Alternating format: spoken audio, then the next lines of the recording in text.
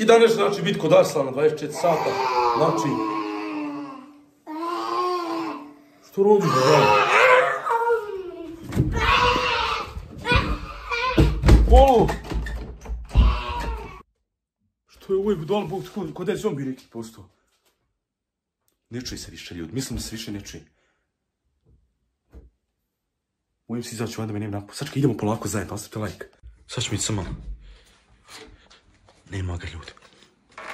Nema ga vamo. I nema ga, ljudi, vamo. Da nije otišao vani.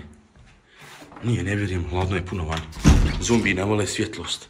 Idemo ljudi vidjeti vamo, nadam se da nije vamo. Što se dešava, ljudi? Arslane... Što radiš ispod toga? Halo! Šta ti? Halo! Što radiš tu? Bliz me, udariš te ja. Sam... Bliz... Šta radiš ti? Šta si postao ti? Šta je te? Šta si? Ja zombi! Gdje biješ tomu? Kakav zombi? Dobra, nemoj molim. Šta trebamo raditi da me ne ubiješ? Moraš ovako trčati oko ovoga stola i vikati ja sam Egrec i pjevati neku pjesmu. Dobro.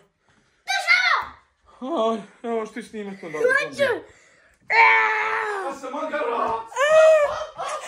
Ja sam magarac! Kako je to zombi? Nije! Sjedi ovaj grletac ovdje! Evo. Ti mene zajebavaš to da... Kako si ti zombija moraš pričati? Ti si zombi... Što si ti smiješ? Prenko me! Prenko me! Daš vidjeti.